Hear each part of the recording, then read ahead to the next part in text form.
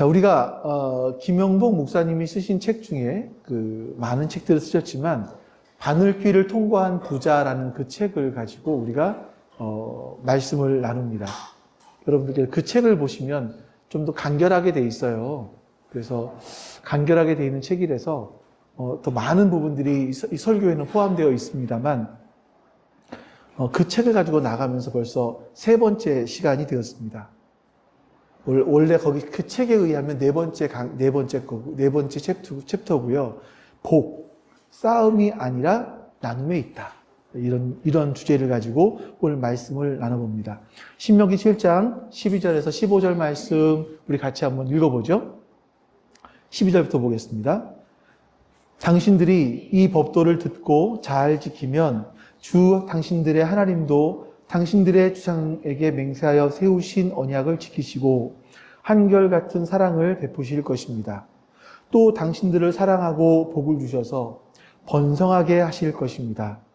당신들에게 주시겠다고 당신들의 주상에게 맹세하신 땅에서 당신들에게 복을 주셔서 자식을 많이 보게 하시고 땅에 복을 주셔서 열매와 곡식과 새술과 기름을 풍성하게 내게 하시고 소와 양에게도 복을 주셔서 새끼를 많이 낳게 하여 주실 것입니다.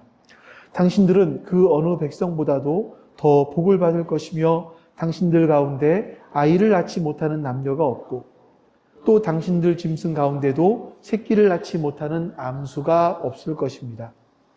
주님께서 모든 질병을 당신들에게서 멀리 떠나게 하시며 이미 이집트에서 당신들이 알고 있는 어떤 나쁜 질병에도 걸리지 않게 하여 주실 것입니다. 그러나 당신들을 미워하는 사람은 모두 그러한 질병에 걸리게 하실 것입니다. 아멘. 자, 우리 먼저 오래간만에 영상을 하나 보고 말씀을 나눌게요. 미국의 어떤 사업가가 멕시코의 작은 해변가를 찾았습니다. 거기에서 한 어부가 낚시를 하고 있는 거예요. 사업가는 어부에게 좋은 물고기를 잘 잡는다면서 칭찬을 했습니다. 그리고 이렇게 물었어요. 그걸 잡는데 얼마나 걸렸어요? 별로 오래 걸리지는 않았어요.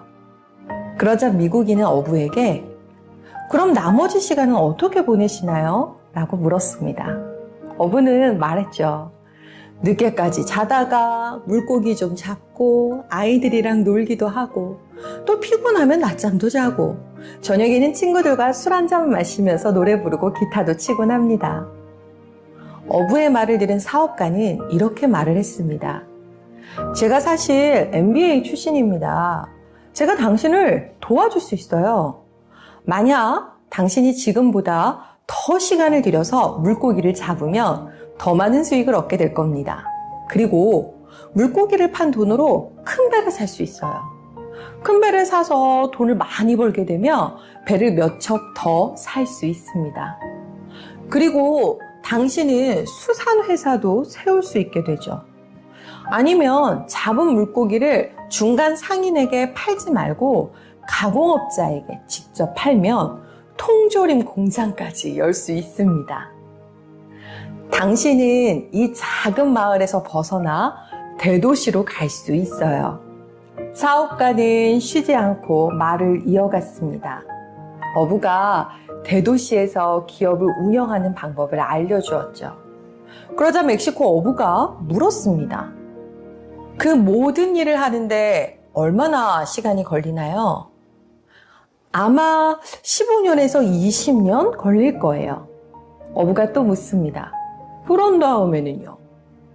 그 다음에는 주식 상장하고 수백만 달러는 그냥 벌 거예요. 진짜 부자가 되는 거죠. 그럼 진짜가 부자가 된 다음에는요? 그 다음에는 은퇴해서 작은 마을로 가서 낚시도 하고 아이와 아내와 행복하게 시간을 보내는 겁니다. 늦잠도 자고 저녁에는 친구들과 좋아하는 와인도 마시면서 인생 이야기 하면서 느긋한 시간을 보내는 겁니다. 어부는 황당한 표정으로 이렇게 말을 했습니다. 선생님, 지금 저는 그렇게 살고 있습니다. 네, 한박사 TV에 나왔던 영상입니다. 자, 여러분, 우리는 어떤가요? 우리 역시 더 많은 걸 쌓고 싶어 하죠. 더 높은 곳에 오르고 싶어 하고, 더 큰 성공을 이루어야만 비로소 내게 행복이 찾아온다라는 그런 생각을 굳게 믿으면서 살아갑니다. 이런 세상의 목소리는요, 우리의 신앙 깊숙한 곳에까지 스며들어 왔어요. 그래서 하나님이 주시는 복까지도 이 사업가처럼 쌓아 올려놓는 관점에서 바라보게 만들기도 합니다. 지난 수십 년간 한국교회에 큰 영향을 미쳤던 메시지 중에 하나가 잘 믿으면 만사 형통합니다 였었어요. 믿음의 결과로 더 많은 물질, 더 높은 지위, 더 건강한 몸으로 나타나게 된다. 이것이 바로 하나님께 복받은 증거이다 라고 많이 이야기했고 믿어왔습니다. 물론 하나님께서 사랑하는 자녀들이 이 땅에서 형통한 삶을 살기를 원하세요. 하지만 그런 메시지는 자칫 잘못하면 우리의 신앙을, 우리가 신앙생활을 하는 이유를 이 땅의 것을 얻기 위한 수단으로 전락시켜버릴 위험성이 있다는 거죠. 이제 그래서 우리가 청부론이라는 걸 요즘에 많이 몇 번 말씀드렸잖아요. 깨끗한 부자가 되자. 이건 무조건 만사형통을 외치는 대신에 이렇게 말하는 겁니다. 당시 여러분은 바른 신앙, 정직한 삶을 사십시오. 정당하게 벌고 여러분이 번 이익의 몫을 구별해서 하나님께 드리고 또 이웃들에게 정당하게 나누고 이렇게 사는 겁니다. 나머지는 여러분의 것이니 마음대로 사용하십시오. 여러분들은 선한 청지기처럼 사시면 됩니다. 이렇게 하나님께서 그러면 여러분들에게 많은 물질적인 복을 채워주실 겁니다. 이렇게 얘기를 해요. 앞에서 말씀드린 기복적인 신앙과는 차원이 다르죠. 앞에 거는 돈 버는 게 최고의 목적이었다면 이제 정직하고 선하게 나누는 삶을 살 때, 하나님께 잘 드리는 삶을 살 때 하나님이 더 많은 걸 채워주신다? 더 훨씬 성경적인 것 같고 윤리적인 것 같아요. 근데 문제가 뭐냐면 이 메시지의 최종 목적지 역시 마찬가지로 참된 복은 하나님과 깊은 관계에 있습니다 라고 말을 하지만 그 다음에 이렇게 말하는 겁니다. 그리고 하나님과의 관계가 깊어지면 그 결과로 물질적인 복이 따라옵니다. 이거예요. 이 말 자체가 틀리지 않을 수 있습니다. 문제는 하나님과의 거룩한 사귐, 이 사귐이 더 많은 소유를 얻기 위한 수단, 조건, 방법 이런 것처럼 보여진다는 거예요. 그래서 예수님께서 하나님과 재물 사이에 어떤 우선순위를 잘 정리해라 라고 말씀하지 않으셨습니다. 둘 중에 하나를 선택해라. 재물을 맘몬이라고, 우상신이라고, 돈신이라고 말씀하신 거죠. 그럼 여러분, 오늘은요, 그래서 여러분들과 함께 성경이 말씀하고 있는 진짜 복이 뭔가, 그 본질을 함께 찾아보려고 합니다. 진짜 복은 쌓아놓는 것인가? 아니면 나누는 것인가? 여기서 여러분들이 성경적인 해답을 좀 받기를 원합니다. 자, 솔직히 여러분, 우리가 아까 읽었던 본문에 읽었던 성경 말씀을 보면 좀 헷갈릴 때가 있어요, 사실이요. 분명히 하나님께서는요, 순종하는 자에게 물질적인 복을 주신다고 말씀하죠. 종종 많이 나옵니다. 우리가 보았던 신명기 말씀 바로 그래요. 우리 다시 한번 읽어볼게요. 자, 제가 표시를 해놨어요. 색깔로. 자, 위에 보시면 저거예요. 빨간 색깔로 써놓은 거. 당신들이 이 법도를 듣고 잘 지키면, 하나님의 율법, 신명기에 나오는 이 말씀을 듣고, 율법의 말씀을 듣고 잘 지키면 뭐라고 말씀하시는지 보세요. 주 당신들의 하나님도 조건 같잖아요. 법도를 잘 지키면, 너희들이 잘 지키면 하나님도 당신들의 주상에게 맹세하여 세우신 언약을 지키시고 한결같은 사랑을 베푸실 것이고, 당신들을 사랑하고 복을 주셔서 번성하게 하실 것이고, 당신들 주시겠다고 당신들의 주상에게 맹세하신 땅에서 당신들에게 복을 주셔서 자식을 많게 하시고, 땅에 복을 주셔서 열매와 곡식과 새술과 기름을 풍성하게 되게 하시고, 소와 양에게도 복을 주셔서 새끼를 많이 낳게 하실 것입니다. 이거예요. 당신들은 어느 백성보다도 더 복을 받을 것이며 당신들 가운데 아이를 낳지 못하는 남녀가 없고 또 당신들 짐승 가운데도 새끼를 낳지 못하는 암수가 없을 것입니다. 주님께서 모든 질병을 당신들에게서 멀리 떠나게 하시며 이미 이집트에서 당신들이 알고 있던 어떤 나쁜 질병에도 걸리지 않게 하여 주실 것입니다. 그러나 당신들을 미워하는 사람은 모두 그러한 질병에 걸리게 하실 것입니다. 자, 여러분 이 말씀 보세요. 정말 엄청나게 놀라운 약속 아닙니까? 자, 이 말씀만 딱 떼어놓고 보면 마치 하나님이 주신 율법을 잘 지키는 이 조건, 이걸 충족하면, 다음 페이지 한번 보여줄래요? 이거요, 공식. 신명기적 복의 공식 이거예요. 율법을 잘 지키면 땅에서 모든 일이 잘 풀린다. 이렇게요. 이렇게 말씀하시는 거죠. 율법을 지키는 조건을 충족시키면 그 대가로 자손이 번창하고 땅의 소산이 풍성해지고 심지어는 질병에도 걸리지 않고 완벽하게 지켜주신다. 이것처럼 말씀이 보여집니다. 자, 이 말씀을 공식으로 만들면 이거예요. 신명기적 복의 공식이죠. 너무나 많은 사람들이 이 신명기적 복의 공식을 이 공식에 자신의 신앙을 맞추려고 애를 씁니다. 내가 열심히 새벽 기도하고 11조를 드리고 교회 봉사를 열심히 했더니 하나님께서 내 사업에, 내 직장에, 우리 아이들에게 복을 주셔서 사업이 잘 되고 좋은 직장 취직을 하고 아이들이 명문대학에 가고 나는 암에 걸리지 않고 살아갈 것이다 라고 기대를 하는 거죠. 그리고 만약 이게 반대적인 모습이 나타나요. 내가 병이 들었어요. 힘이 들고 가난해졌어요. 그러면 내가 믿음이 부족해서 내가 무언가 하나님 앞에 죄를 지었기 때문에 그렇구나 자책하게 돼요. 다른 사람들도 믿음 생활을 몇십 년 했는데 부자가 안 됐어요. 그러면 저 사람은 뭔가 남들이 모르는 하나님 앞에 지은 죄가 있나 보다 이런 생각을 하게 되는 거예요. 정죄하는 거죠. 그래서 부유함이 신앙의 척도가 되기 때문에 장로가 되려면 최소한 어느 정도의 재산 이상을 가지고 있어야 장로가 되기도 하는 겁니다. 많은 교회들이 이런 모습들을 갖고 있죠. 자, 이게 맞는 말일까요? 이건요, 여러분, 하나님의 원래 마음을 오해한 겁니다. 한번 상상해 보세요. 어머니가 자녀에게 이렇게 말을 합니다.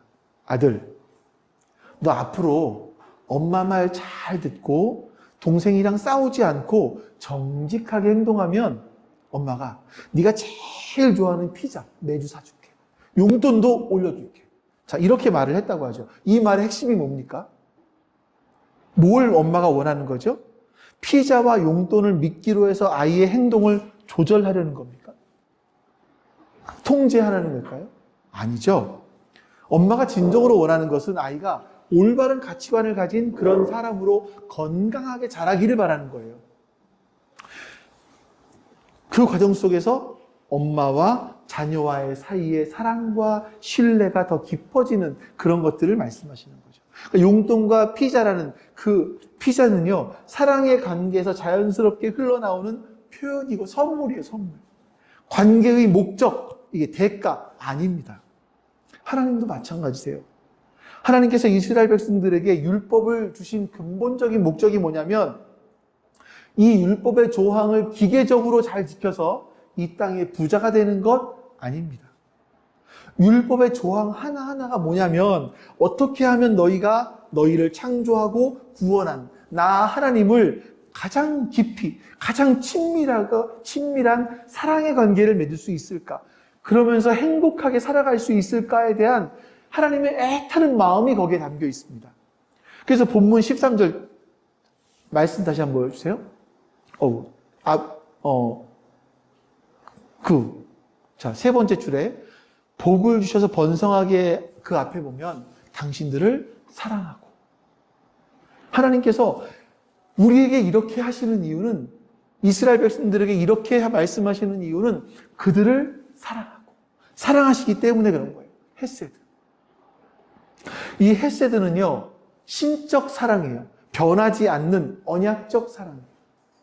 우리가 뭐 연애하면서 데이트하면서 내가 너 사랑해, 영원토록 사랑할게, 머리가 뭐 팥뿌리가 되도록 사랑할게, 이렇게 말하지 않습니까? 사랑이 안 변하나요? 변합니다. 사람들은 변합니다. 근데 하나님의 이 언약적 사랑은 변하지 않는 사랑. 이 헤세드의 사랑은 그런 사랑이에요. 이게 이 헤세드의 사랑이 우리가 그 헤세드의 사랑 안에 머무는 것을 하나님은 원하시는 거죠. 이 율법의 핵심입니다.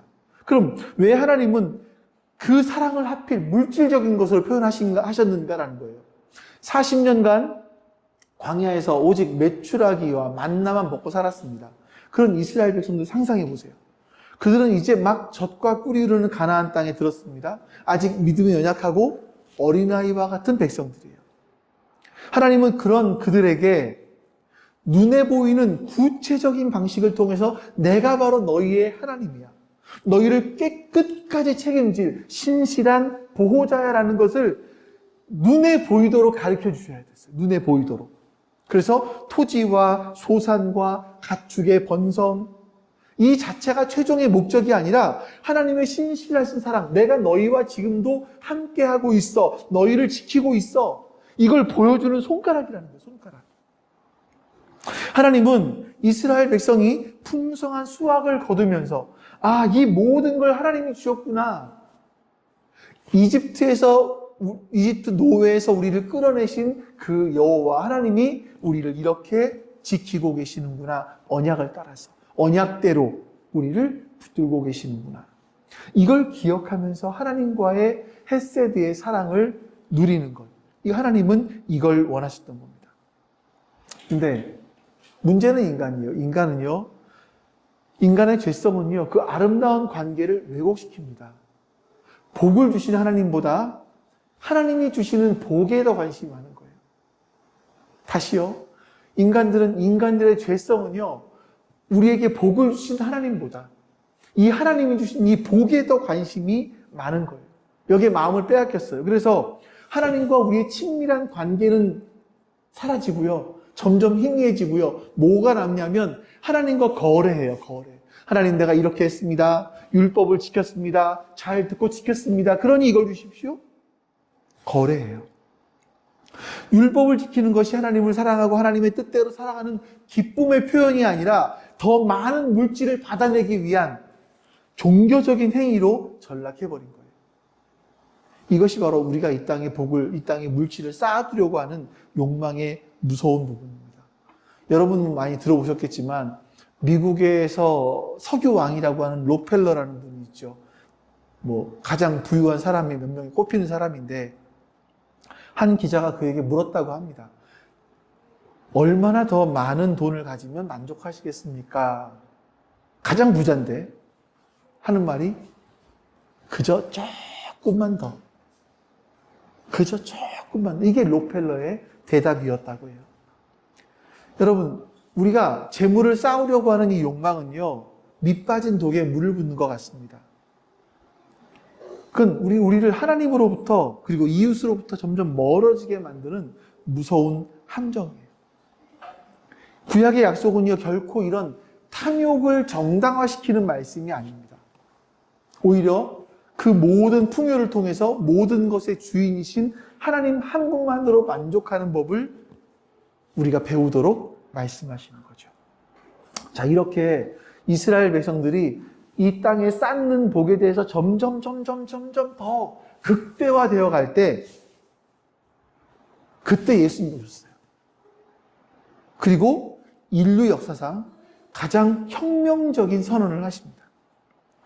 사람들이 복이라고 믿고 있던 그 복에 대해서, 철석같이 믿고 있던 그 복에 대한 가치를 완전히 뒤집어 엎으셨어요. 자, 수많은 무리가 예수님 말씀을 듣기 위해서 갈릴리 호숫가 언덕에 모여 있었습니다. 그들은 대부분 다 로마의 압제 가운데 있었어요. 너무나 세금을 많이 뺏겼어요. 정말 가난했어요. 특히나 이 갈릴리에 사는 사람들은요, 너무나 가난한 사람들이었기 때문에 자신들은 죄인이라고 생각을 하고 살았어요. 왜냐하면 가난이 죄니까. 하나님께 벌 받는 거니까. 그리고 질병에 시달리는 사람들. 그들의 마음속에는 우리들에게 메시아가 오시면 이런 모든 고통을 한 방에 해결해 주실 거야. 그래서 다윗 시대와 같이 우리를 가장 강한 민족으로, 가장 풍요로운 민족으로 우리를 만들어 주실 거야. 이런 생각을 하고 있었습니다. 그때 예수님께서 그 산에서 그 사람들에게 중요한 설교를 하십니다. 그게 산상수훈이죠. 우리 마태복음 5장 말씀을 보겠습니다. 같이 볼까요? 마태복음 5장. 이거면 다음. 네, 같이 읽어보겠습니다. 마음이 가난한 사람은 복이 있다. 하늘나라가 그들의 것이다. 슬퍼하는 사람은 복이 있다. 하나님이 그들을 위로하실 것이다. 온유한 사람은 복이 있다. 그들이 땅을 차지할 것이다. 여러분, 이게 좀 충격적인 이야기 아닌가요? 사람들은 부유한 자가 복이 있다라고 생각하는데 예수님은 가난한 자가 복이 있다라고 말씀하세요. 원래 그 마태복음의 원문에는 마음이란 말이 없습니다. 마가복음에, 누가복음에, 마태복음에는 있고 누가복음에는 없군요. 마가복음인가? 네, 거기는 없고요.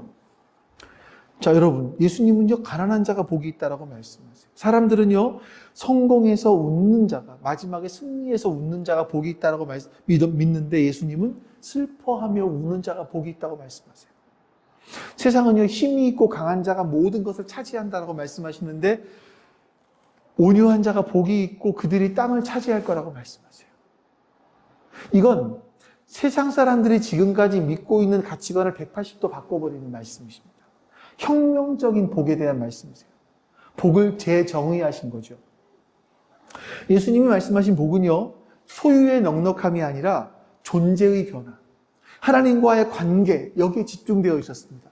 천국을 소유하고 하나님의 위로를 받고 하나님의 긍휼을 입고 마침내 하나님의 얼굴을 뵙고 그 얼굴을 맞이합니다. 이게 예수님이 말씀하신 진짜 복의 실체인 겁니다. 그리고 이 복을 누리는 사람들은요, 세상의 방식으로 강해지고 높아지는 사람들이 아니라는 거예요. 오히려 하나님의 의를 이루기 위해서 기꺼이 가난해지는 사람들, 세상의 죄악을 보면서 함께 아파하는 사람들, 자신의 힘을 내려놓고 불의와 맞서다가 고난의 길을 선택하는 사람들, 이 사람이죠. 자, 조금 더 보면, 자, 마음이 가난한 사람은 복이 있다. 하나님의 나라가 그들의 것이다. 하늘나라가 그들의 것이다. 여기서 복이라는 단어가 있습니다.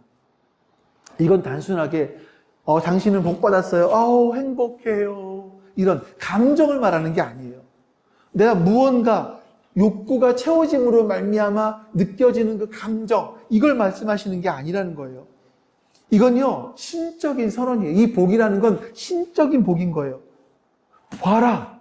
세상이 뭐라고 하든 이 사람의 상태는 신적으로 복되고 영원히 사람들이 부러워할 만한 복된 사람이다. 이런 얘기예요.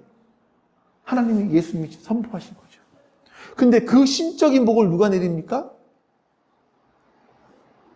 누가 누립니까? 마음이 가난한 사람. 이 가난인이라는 단어는요, 굉장히 특이해요. 이 가난은 그냥, 나는 통장이 좀 잔고가 비었어. 나 가난한 사람인 것 같아. 저 사람은 저만큼 있는데 나는 저만큼 없어. 나 가난한 사람이야. 이런 얘기가 아니에요. 이 단어는요, 자신의 힘으로는 단 한순간도 생존할 수가 없어서 누군가에게 구걸을 해야만 살 수 있는 그런 상태. 예람이가 자꾸 제 손짓을 따라해요, 계속해서. 그래서 이 길거리에 웅크리고 앉아서 구걸을 해야만 살 수 있는 그 상태가 가난한 상태예요. 누군가의 타인의 자비를 전적으로 의지하지 않으면 살 수 없는 그런 절대적인 거지의 상태, 이거예요. 그리고 여러분, 이게 성경에서 말씀하고 있는데 바울이 또 말하는 그런 부분들 아닌가요? 이 마음이 가난한 게 뭐냐면, 여러분, 내 지혜, 내 능력, 내 경험, 내 의로움, 이것들이 완전히 파산했습니다, 이거예요. 하나님, 저는 하나님 없이는 단 한순간도 살 수 없습니다. 하나님 없이는 단 한순간도 숨 쉴 수 없습니다. 하나님 없이는 내 이 문제들을 도저히 해결할 수 없습니다. 그리고 하나님께 매달리는 사람인 거예요.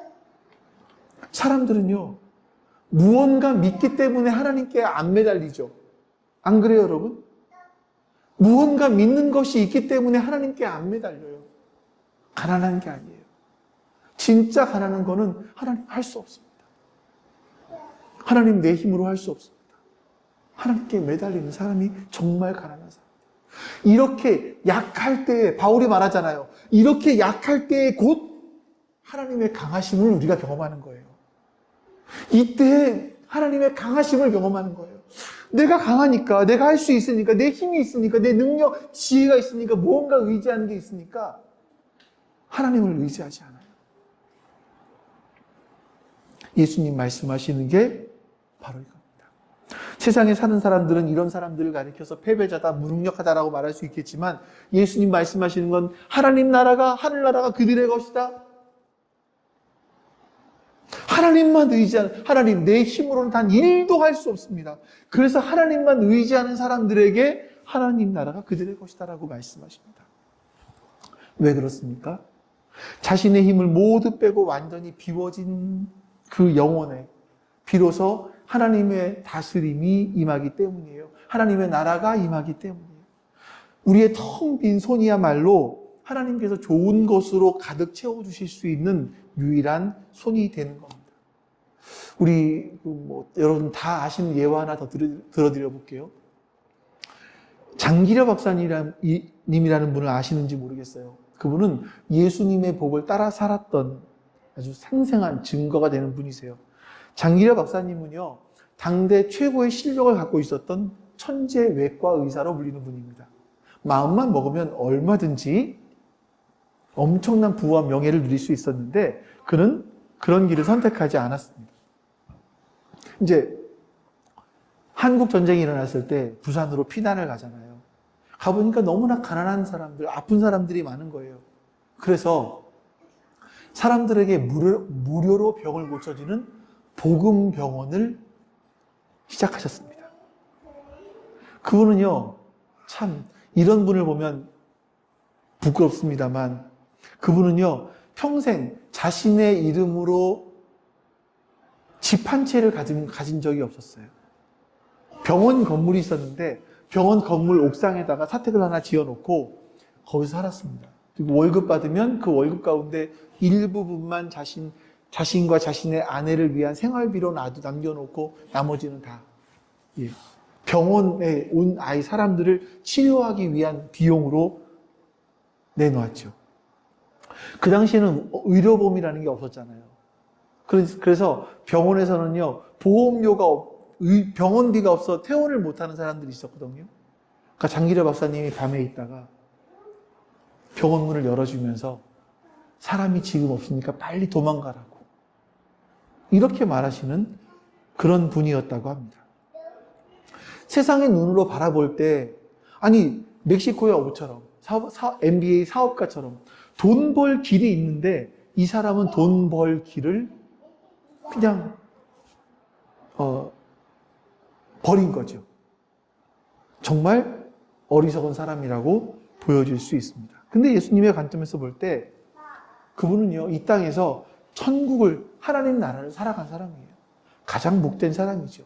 스스로 마음이 가난한 사람이 되어서 수많은 사람에게 생명의 부요함을 나누어 주었던 거죠.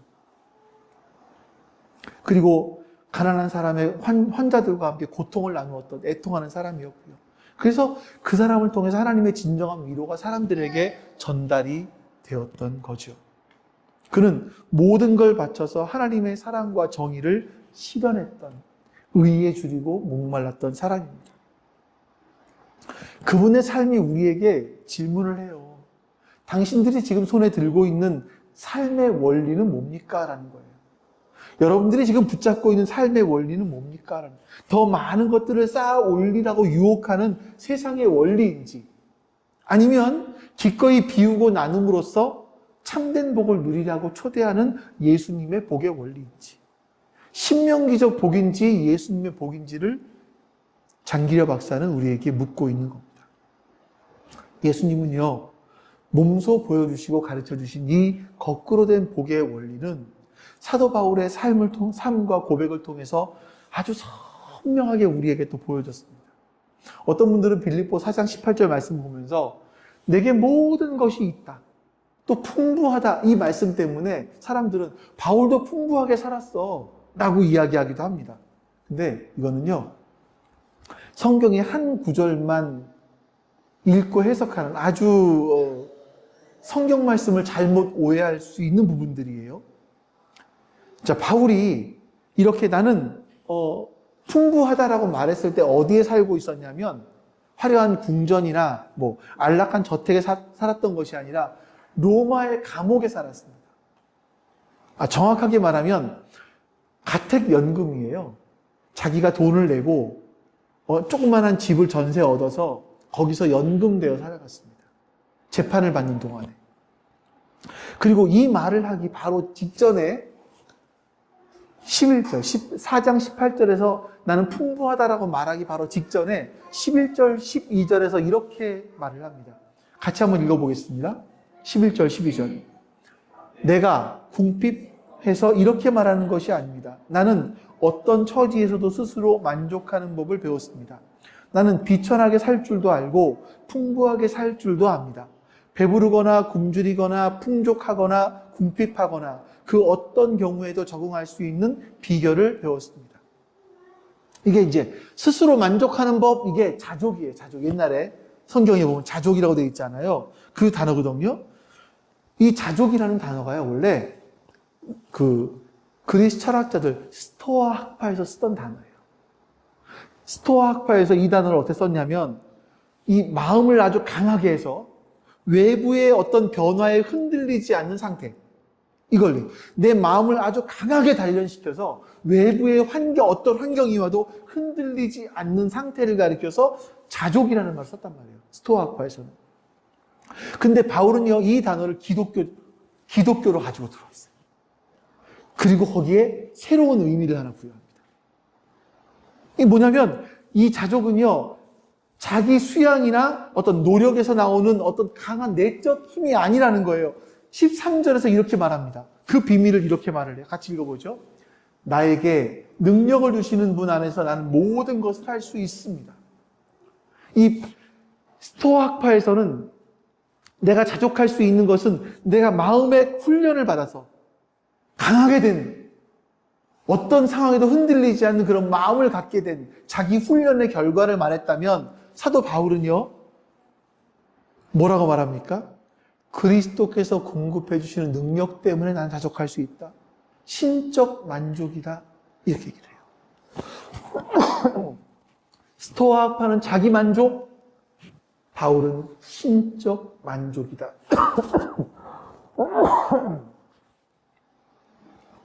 그렇기 때문에 내게 모든 것이 있고 나는 풍부하다. 이 말은요, 은행 잔고가 넘쳐난다라는 말이 아닙니다.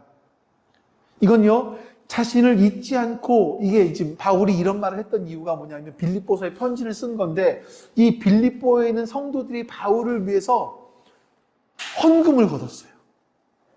선교 헌금을 보내줬어요. 바울에게. 이걸 지금 바울이 얼마 안 되는 돈이에요. 얼마 안 되는 이 선교 헌금을 받아들고 너무나 감사해서, 너무나 감격해서, 지금 나는 너희가 준 이것만으로도 충분하다. 난이 차고 넘친다. 왜냐하면 나는 자족하기 때문에. 나는 물질에 많고 적음에 흔들리는 사람이 아니라 나를 사랑하시고 나를 사랑하는 여러분의 따뜻한 마음, 그리고 그 모든 걸 공급해 주시는 그리스도 안에 있기 때문이다. 고백하는 거예요. 그리고 바울의 삶 전체가 이거를 증명했습니다. 그는 예수님 만난 다음에 자신이 세상에서 자랑하던 학벌, 가문, 지위, 이거를 똥같이 버렸어요. 똥처럼. 그의 삶은요, 만사형통이 아니에요. 고난의 연속이었죠. 고린도후서 6장 3, 4절 말씀 볼까요? 바울이 어떤 삶을 살았는지. 우리는 무슨 일에나 하나님의 일꾼답게 처신합니다. 우리는 많이 참으면서 환난과 궁핍과 곤경과 매맞음과 옥에갇힘과 난동과 수고와 잠을 자지 못함과 굶주림을 겪었습니다. 이게 바울의 삶이에요. 바울은요, 세상의 기준으로 보면 완전 실패자이고 비참한 인생이에요. 근데 바울이 이런 고난의 한복판에서 인류 역사상 가장 위대한 신앙의 고백을 합니다. 우리가 부르는 고린도후서 6장 말씀이에요. 우리 지난주에는 10절만 봤는데 오늘은 9절과 10절을 같이 볼까요? 같이 읽어보겠습니다. 이름 없는 사람 같으나 유명하고 죽는 사람 같으나 보십시오, 살아있습니다.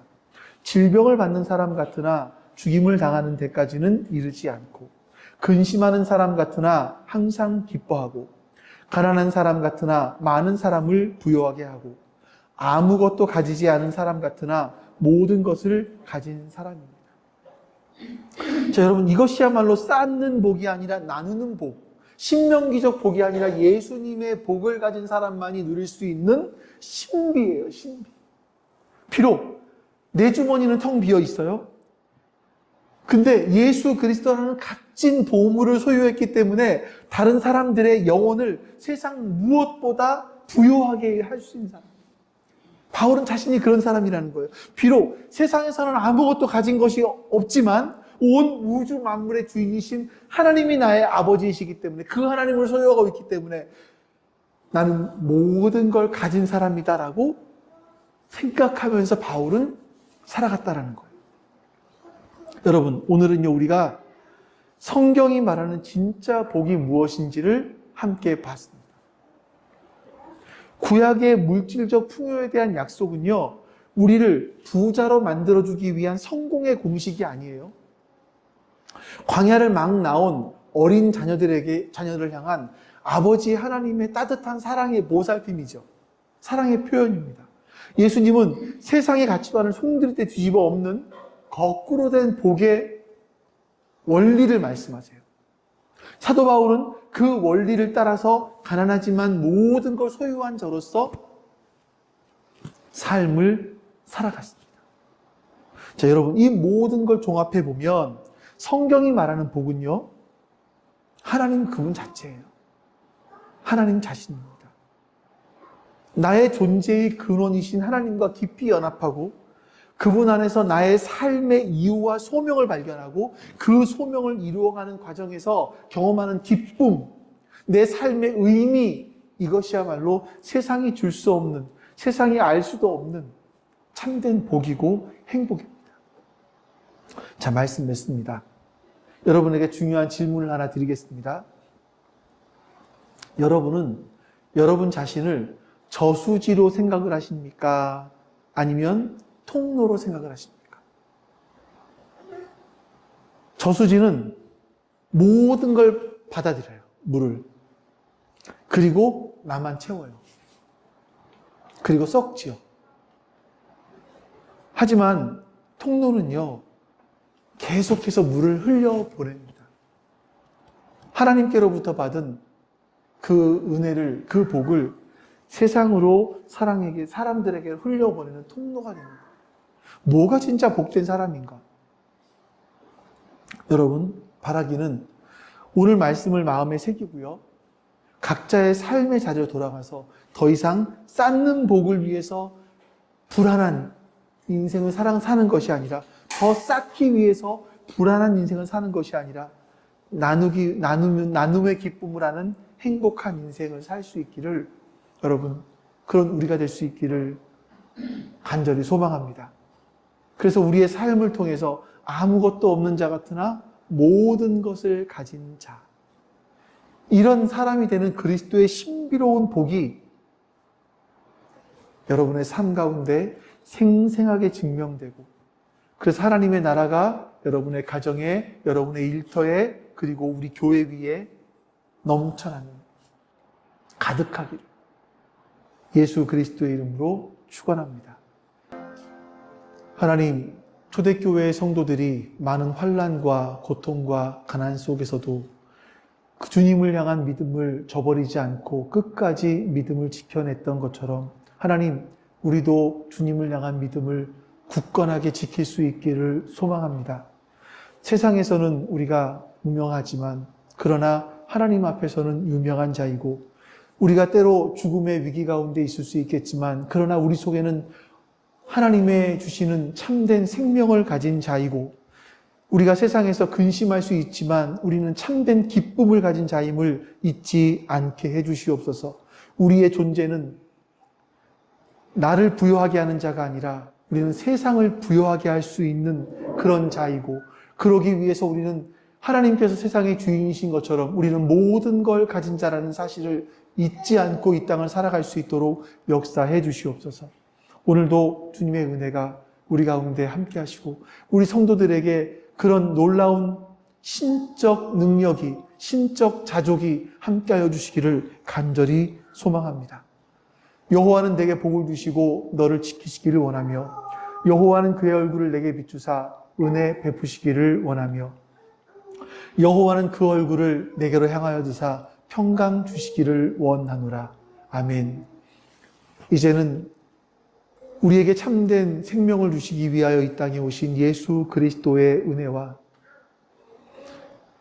그 아들을 우리에게 보내주시기까지 우리를 사랑하신 아버지 하나님의 사랑하심과 그 사랑을 절절하게 깨닫게 해주시는 성령 하나님의 함께하심이 지금 주 앞에 모여 예배드린 모든 하나님 백성들 머리 위에 지금부터 영원토록 함께하시기를 간절히 축원하옵나이다. 아멘.